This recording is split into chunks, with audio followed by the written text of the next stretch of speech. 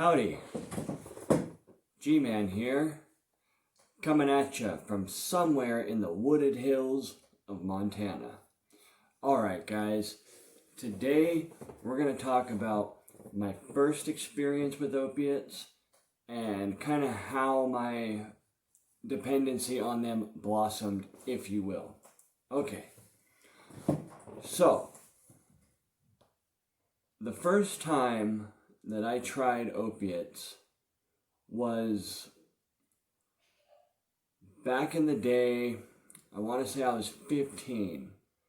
I was at a good friend's house and they had one of those big trampolines and I was jumping on it and we were messing around and eventually turned into like roughhousing, wrestling, and I went to grab him, grab him like that, and I had my hand open and my pinky caught his head. I missed him, but my pinky caught his head and just, right, the bone split like right here, right in half.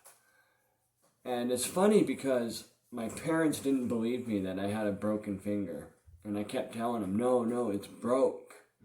And my stepdad, Mr. Know-It-All was, well, if it was broken, it would be almost black, and it's not.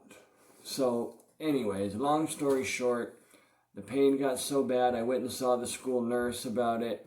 She looked at it and said, yeah, your finger's broke. Called my mom. Mom had to come get me. She was super bent that I did that, but you know what? Fuck 'em, man. I know my body. We know our bodies, right? We know when something's not right. Can't stand that shit. Anyways.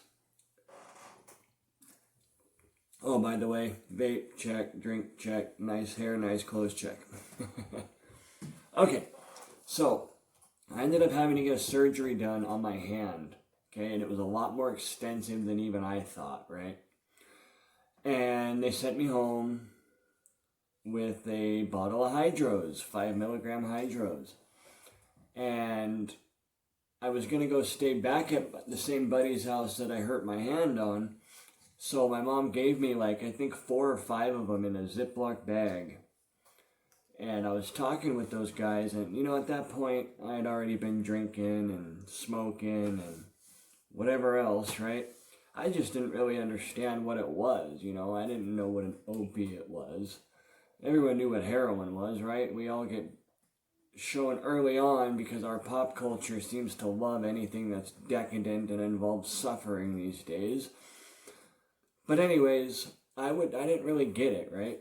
And my buddy was telling me, bro, you should just take them all at once and you feel amazing.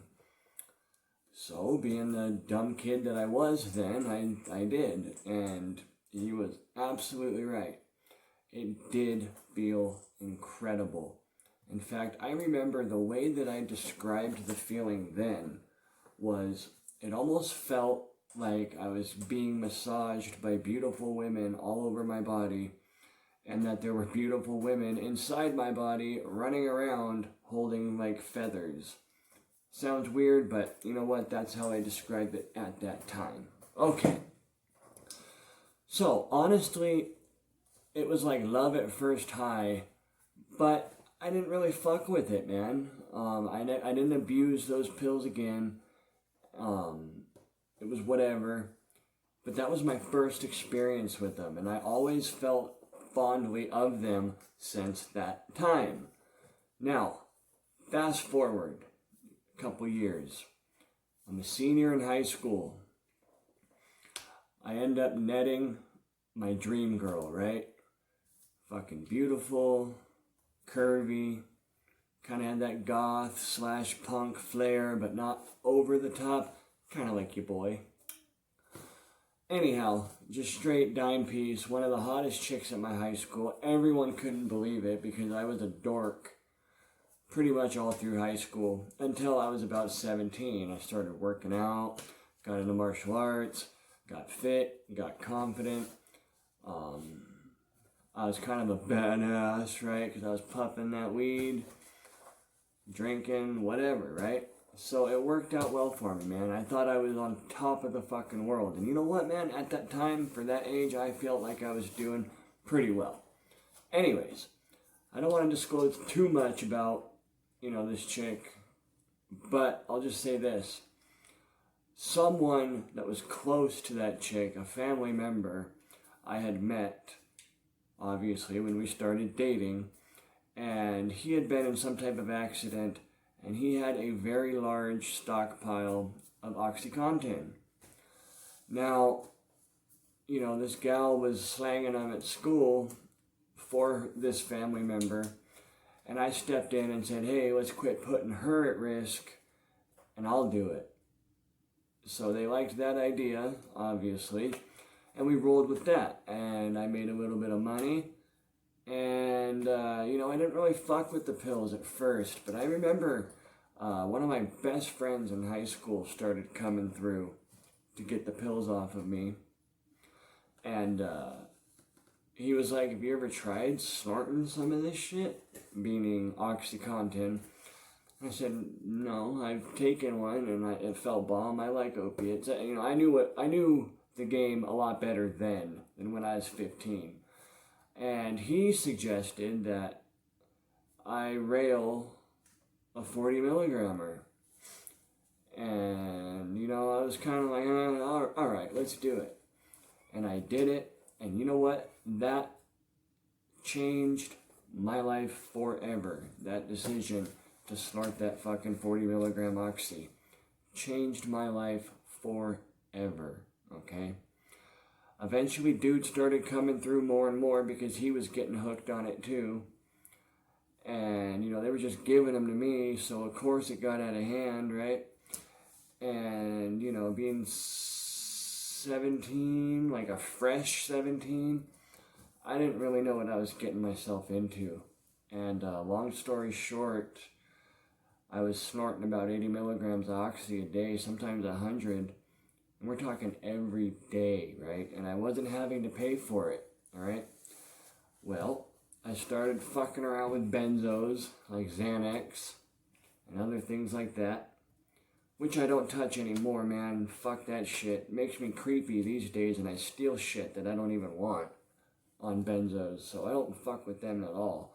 But anyways, needless to say, I was railing OCs, I was popping Xannies, I was puffing mad weed, like an ounce a week, and back then, man, it's before it is now. Now you can get an ounce for like 160 of some fiery fire, and that's probably expensive to some of you guys watching it, okay? But back in them days, it was $300 to $350 for an ounce of fire, right? Anyways, eventually my chick at the time, got fed up with it, as they always do. And she fucking kicked me out. She left me. She fucking left me, boom, started fucking my friend that was coming over to get the OCs from me. Funny story, they're actually getting married next year, so congrats to them. I'm happy for them. They made it a long time, and, it doesn't really hurt that bad to think back on it now, and the fact that they're still together and getting married damn near fucking 15 years later, it's a good thing, man. At least my old best friend didn't just fuck my chick just to do it, right? At least there was something there. Anyhow, so she kicked me out, and then I can't get no more free shit, right? And not only can I not get free shit, but she don't want to sell me now. She don't want nothing to do with me, so I ended up having to buy the pills through my friends, from my ex-girlfriend, at very high prices, because at that time it was like $1 a milligram for the shit, right? And I rolled with that for a while, working, begging and borrowing, making it work, whatever. And eventually, I ended up trying heroin because somebody had showed me how much cheaper it was, how much easier it was to get, and how fucking bomb it was, I want to say 18, but I might have been just shy of 18 or just past 18. I don't quite remember. But, by the time I was 18 and a half, I was a full-blown heroin addict. I still fucked with pills when I could get them because, why not? But I was mainly after heroin from about 18 and a half onward. And before I made a big geographic change, away from my hometown and my family and friends, as kind of like a last ditch effort to get off the shit, right? To not be dependent on opiates. I've had a lot of time to think back on them days, and if you're not addicted to opiates, or if you've never tried them, my advice to you would be don't. Just because you never know, man. I know plenty of people who fucked with heroin and oxy with me. None of them ever had the same problem that I have, right?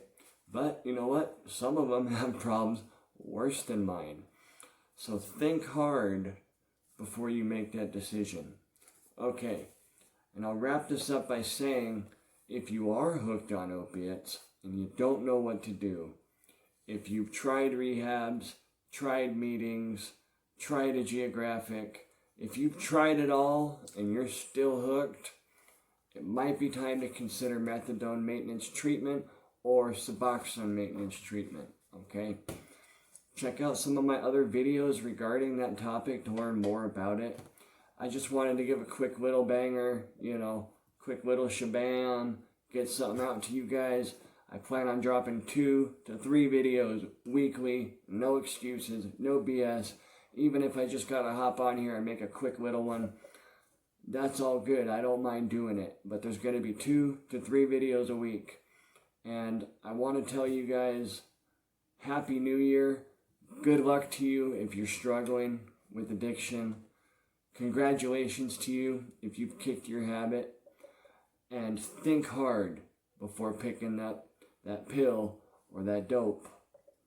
And yeah, man, Happy New Year. Don't lose hope. If you're losing hope, just think hard, man. You don't end up rock bottom overnight, so you ain't gonna get out of it overnight neither. But don't lose hope. Tomorrow is what we make it. G-Man logging out.